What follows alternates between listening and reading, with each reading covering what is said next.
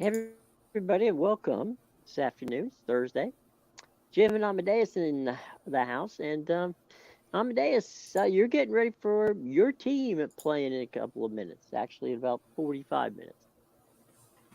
Yes, my Italians are kicking off at 2:45. They're playing Spain in the semifinals of the UEFA Nations League.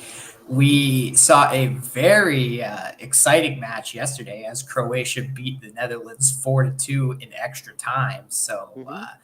very high scoring one in that one. I was on the under myself, but I also had Croatia plus the half. So definitely can't complain. The Netherlands actually Croatia was dominating that second half. They were down 1-0 at halftime, and then they just came out, scored 2 goals in 20 minutes, and pretty much defended the lead. And there was 6 minutes of stoppage time, and with about like 20 seconds to go, the Hmm. Netherlands just crossed a ball in, got a head on it, and all of a sudden tied it up, and we were going to extra time. But by the time we got to extra time, the Netherlands just collapsed defensively. They were leaving so many holes for Croatia to exploit, and Croatia scored 2 more goals, and we'll be seeing them in the finals on the weekend.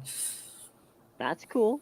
I mean, you got all kinds of fun going on in that game. And, today, what do you figure will happen with your team? Yeah, so it's definitely going to be an interesting match because as we talked about yesterday or the day before, Italy they didn't play in the World Cup in December. It was kind of an Right. embarrassment missing the World Cup, especially when they were the Euro Cup champions, the Hmm. last Euro Cup, and yeah, it probably left a bad taste in their mouth having to sit back in December. Obviously, it's nice having a month off because you don't have to play league matches or anything. But at the Hmm. same time, it's got to leave a sour taste knowing that all your colleagues are playing on the biggest stage in the world and you're at home on the couch watching them. So Right. I definitely think Italy's probably going to come out with something to prove here. Now, Hmm. Spain does have the home advantage in this match, but Right. Spain is coming off that awful World Cup campaign where they blew out Costa Hmm. Rica 7-1 in that first match, and everybody was kind of crowning them champions of the group already. And then they drew with Germany and lost to Japan, and then fizzled out with a 0-0 draw against Morocco after penalties. So Hmm. definitely they haven't been playing well lately. They did play two Euro Cup qualifying matches back in March, but one was a 3-0 win over a Norway side that was missing Holland, their best player, and the other one was a 2-0 loss in Scotland, where Scotland looked like Brazil in that match. So definitely, this Spain team is very up and down. They have a very young team as well.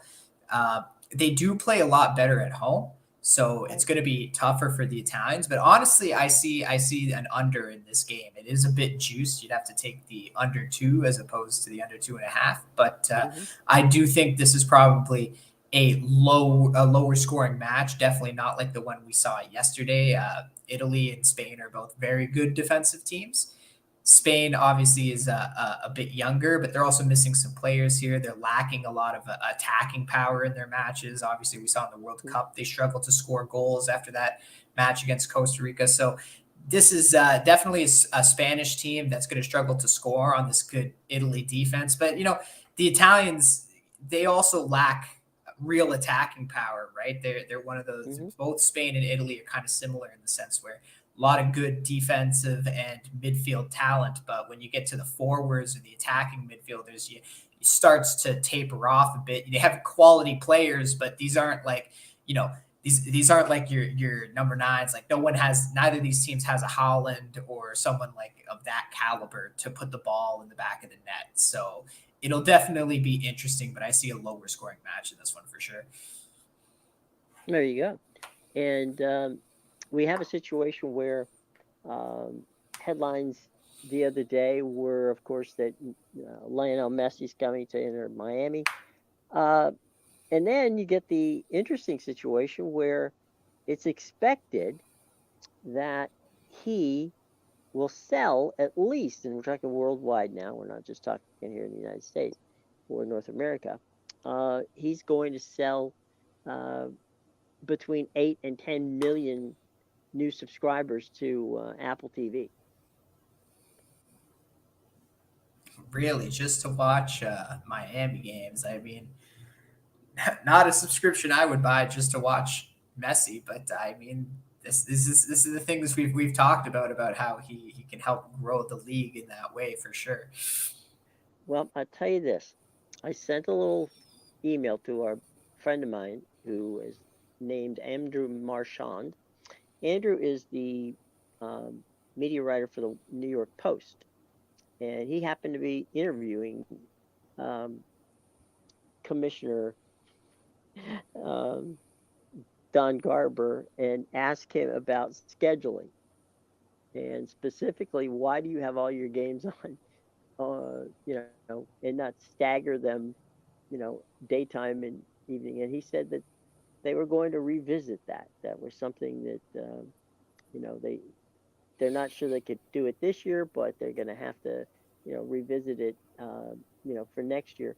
And the rationale that that Andrew brought up was, well, if you want people to watch Messi play, but at the same time catch other games, one before, one after, something like that, put a Messi sandwich together, um, then you can't do it. I mean, right now you're either going to watch Messi or you're not going to watch anybody else. Exactly, and thank you. At least somebody watches the show. Hmm. Somebody up in the high ranks is watching the show and is going to revisit this issue because it's not just that. Now with Messi coming to the league, you put people in that spot where, let's say, my local team is playing at the same time as Miami, and I want to Right, watch Messi play, but I also want to watch my team. Now you're making right, me pick and choose which game I want to see, right, and it could lead right, to lopsided ratings for Miami matches as well, because then they're going to look, if all the games are at the same time as Miami's playing, they're going to look at it and say, okay, well, this game's getting a lot more viewers than hmm, all these other games. That's a problem. right. And the other thing that you don't want to do is you don't want to carve out, like, say, okay, every Saturday at 4:30 you're going to see Messi. It's just like you want to you want to pop that around a little bit. So maybe you get an early game, maybe you get a late game. So he's and in the theory of the case would be you'd try to get him in a situation where he would play every team in the league eventually. Yes, yeah, and that's that goes towards another thing about with the expansion and how that's becoming a problem. Right. And really, they should break up the league into maybe more of an East and West, and that way it would help with the strength of schedule as well. Because it's not fair when you have, let's say, you have a team that has to see LAFC 4 times a year because they Mm-hmm. can't travel out more to see an Eastern team. Well, Mm-hmm. that's not fair to that team. If they missed the playoffs by 2 points and the team Mm-hmm. ahead of that was 2 points ahead of them, didn't have to see LAFC once at all. Like, how Right. is that really fair? So definitely, I think they need to revisit a lot of things. And look, I know we rag on the MLS a lot, but it's constructive criticism. That's I right. would like to see this league grow and be successful, but the way they're doing it right now is not going to lead to success, and that's why I'm calling it out. It needs to be called out, and I'm so happy to hear someone at least is listening. And we're going to revisit the scheduling Mm-hmm. issue because that is a big issue, and if we solve that, 100%, it's going to help Apple sell more subscriptions as well, and Right. everybody down the line is going to end up benefiting all the way to the player level at the clubs. Right. I mean, if you part of this and the part of the fun of any sport is having you know, um, regional competition. But at the same time, it's like baseball and basketball and the NFL. You have your division, right? That you want to that you play and you see them all the time. But then you rotate in, teams from the West and the Midwest and through that all out. So eventually you see everybody and you play everybody. So in one Yeah. season you're going to play everybody. But the way they've got this thing, organized now, it's just pretty much unrealistic to have that happen. Yeah, and you know what? Splitting the league would really help that as well. Even if you just wanted to do two leagues of 15, because right now there's Hmm. enough teams with the 30. It's already Sure. getting out of hand. So you could definitely split that into, two smaller leagues of 15.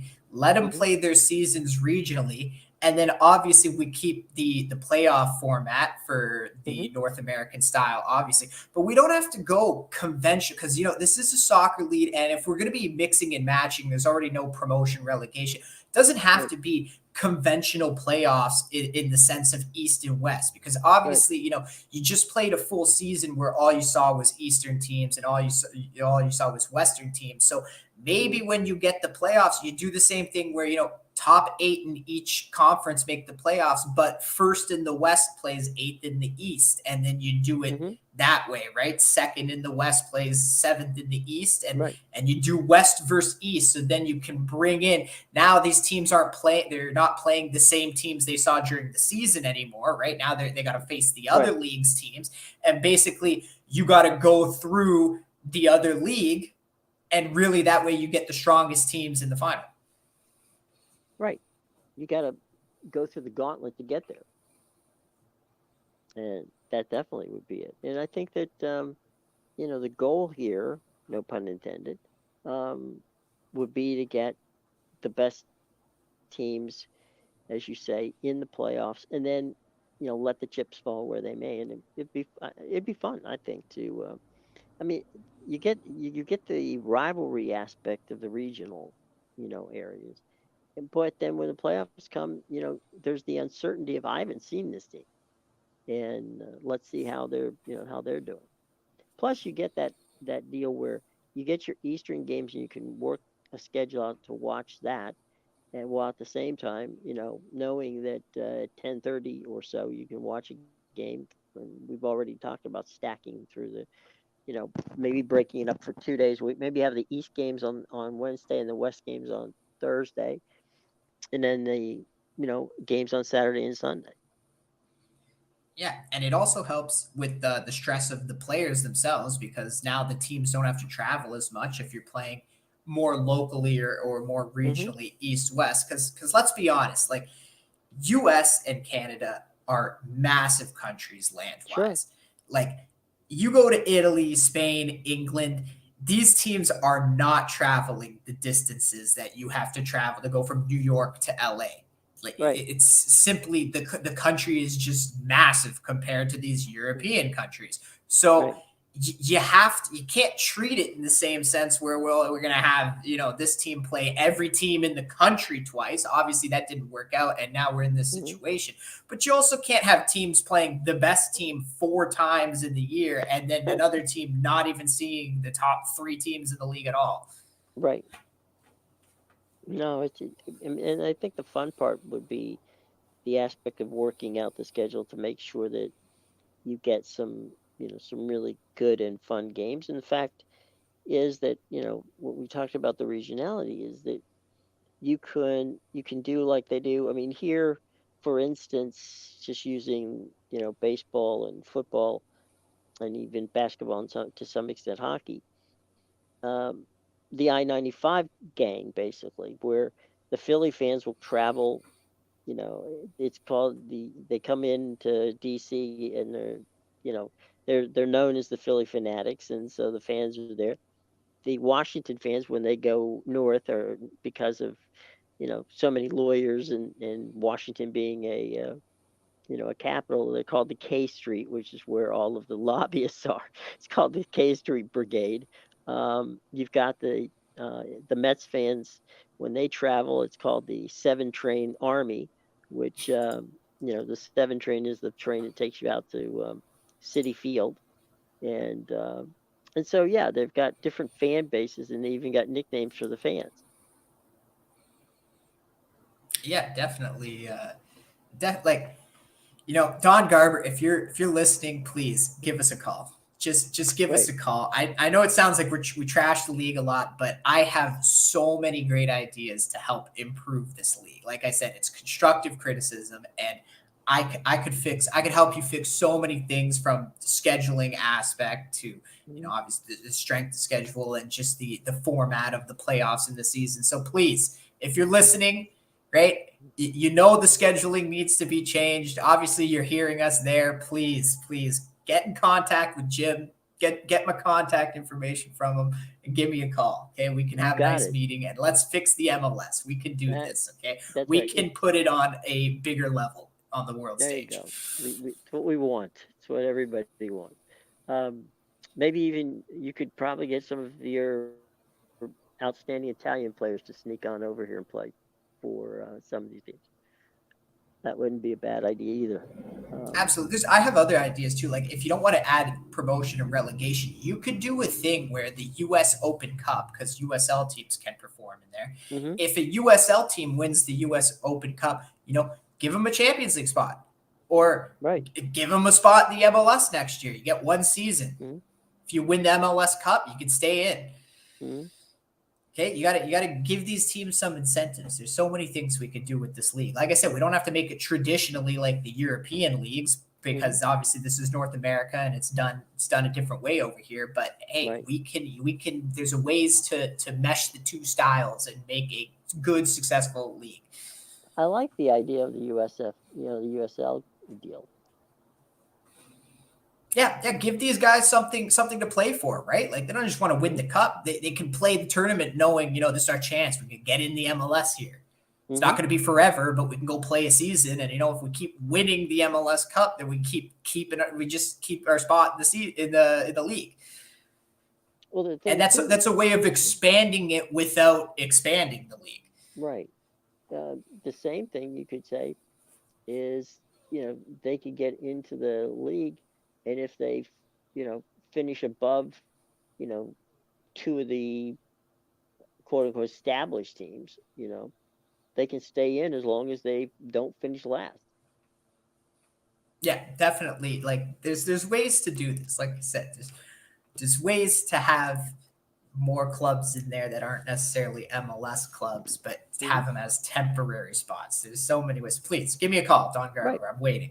Okay, I'm waiting by my phone. There you go. We're not gonna put your phone number on the screen, but yes, definitely we'll get it to them. Just a quick downshift over to baseball. Last night we saw something we haven't seen in quite a while, and that is someone stole home in the Yankees and the Mets game. Um, it was pretty wild. It was one of those. Wait a minute, the guy's actually coming home, and there he was. So yeah, Was and that we was had that some the walk winning offs run? last night too. We had Was it the winning run in the Mets game that walked no, in? it wasn't the winning run because it was a Oh, Yankee okay. who scored it. Oh, okay. There you go. But then there was Dan Plesac, who's very good about explaining things. There was a ball hit to the pitcher, bases are loaded, and he's about 30. It's exactly what he wants. Bases are loaded, two are out, ball hit right to the pitcher, and he decides he's going to come home with it. He's now standing 45 feet away from the catcher, and he airmails it. And, and 2 runs score, and they lose the game. And so Plesac is saying, and this is with a straight face, and I don't understand, but fine. He goes, it's easier to make a throw as a pitcher from the mound to the catcher than it is from either in front of the catcher, even 45 feet away, or over to the side, throwing to first base. And I'm thinking, Dan, this is, there's just, that just doesn't make sense. And he said, the thing is, the guy's used to throwing hard, so he doesn't want to throw hard. So when he throws, a softball, he tends to float it. And I mean, it's one thing to float it, but this guy missed the catcher. I mean, honest to God, Yeah. 45 feet away, he misses the catcher? Really? So, And, I take that as a pitcher standing up for a pitcher personally, but that's the way it's always been. Just throw it like a just throw it your 90 at him. It's fine. Roll it. you know, Roll like a bowling ball. right. Just roll it and he'll catch it. He'll stand on the plate. The old Um, underhander. right. What the heck? Come on. You're just talking about creativity and in scheduling and working with the NASL. Just in this case, just hey, just lob it to him. You don't have to throw it hard. So yeah, some of that kind of stuff. Did see a guy make a pretty good catch last night in the Pirates and Cubs game where he literally ran into the wall and the ivy's grown out there. It's that that time of year where the ivy is growing. But that doesn't really protect you when you hit a concrete wall.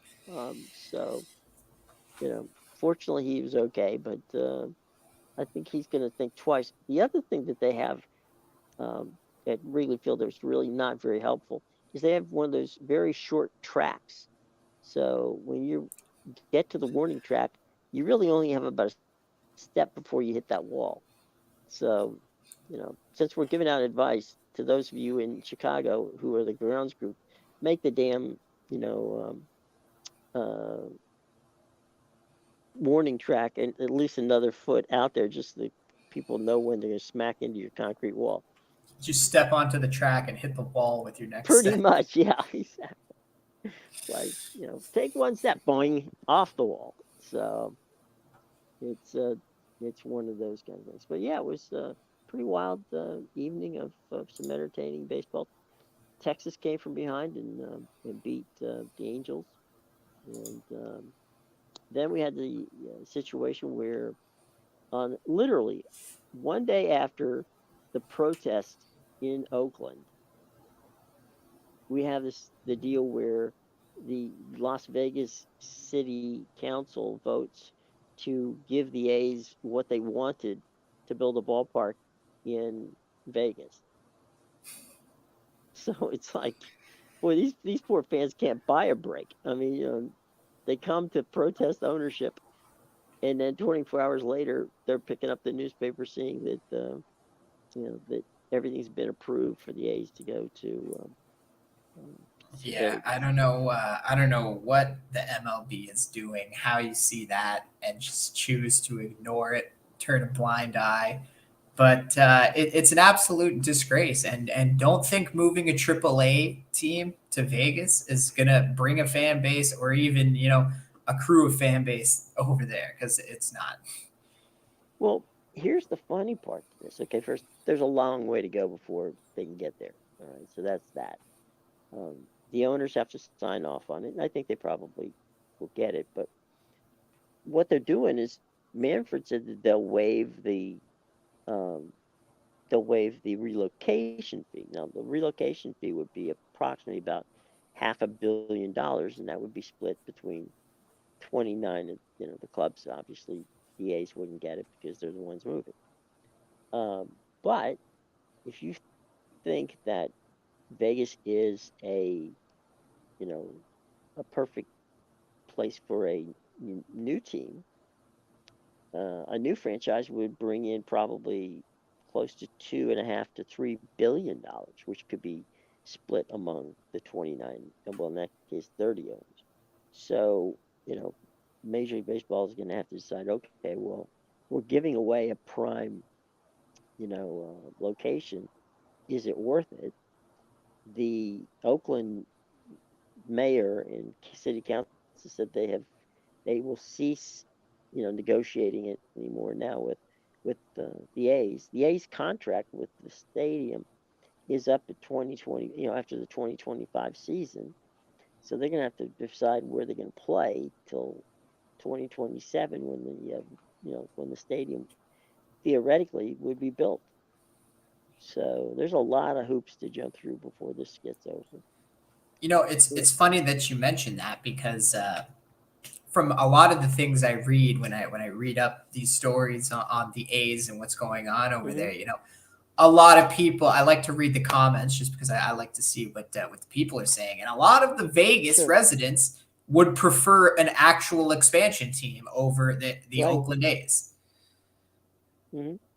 Yeah, it's very clear that like they're all for a baseball team, but they don't Sure. want the A's. They want their own team. So that's the other thing, right? Like you bring the A's to the Vegas, is the city going to support it? They want their own team. They know it's still the same owners who, they didn't spend money on the team. They didn't want to fork out money to build their own stadium in Oakland. Hell, they're forcing the MLB basically to relocate them by putting out a AAA team this year. Right. And on top of that, the MLB has to fade the relocation, or has to waive the relocation fee. Why? Because the owners don't want to spend money on it. Like, Right. seems to be a common theme here with the ownership. Yeah, you think? And the other part to it is that, Oakland has supported the team whenever, they've given reason to. But Like you Tuesday just night. can't. Yeah, it's just a matter of, you know, it's just a matter of wanting to go. I mean, they had 27,000 there on the night that was the protest night, and yesterday they had 7,000. Yeah. And on that Tuesday night, they were handing out T-shirts. This was all Right. self-organized too. They're handing out T-shirts. People were playing cornhole, and they had the cornhole like goal Yeah. with a picture of Fisher on it, with his Yeah. mouth as the hole, and then people had designed poop emoji hacky sacks, so where they were literally throwing bags of crap into his mouth. Very Man, I don't know creative who group has of the time people to think of up these there in the things. East Bay. Yeah, definitely a creative bunch out in the East Bay.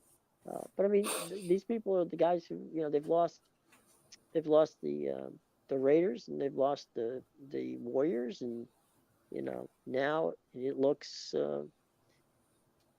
baseball usually doesn't relocate teams easily, and they've got this lingering death deal going on in Oakland. I don't understand that one. I mean, it's taken a very long time, and I'm not sure that if I'm Vegas, I'm even trusting the A's are going to do what they say.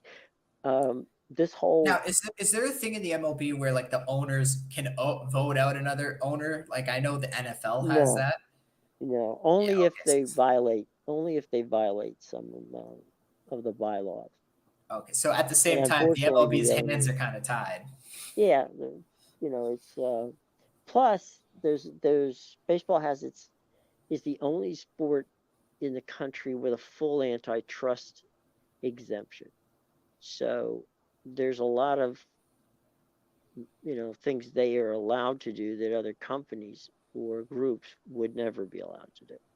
Yeah. Well, they also have the luxury tax too, and not even a salary cap. Hmm. So Right. definitely So doing things a little differently than the other North American leagues. yeah, I mean, just wasting money.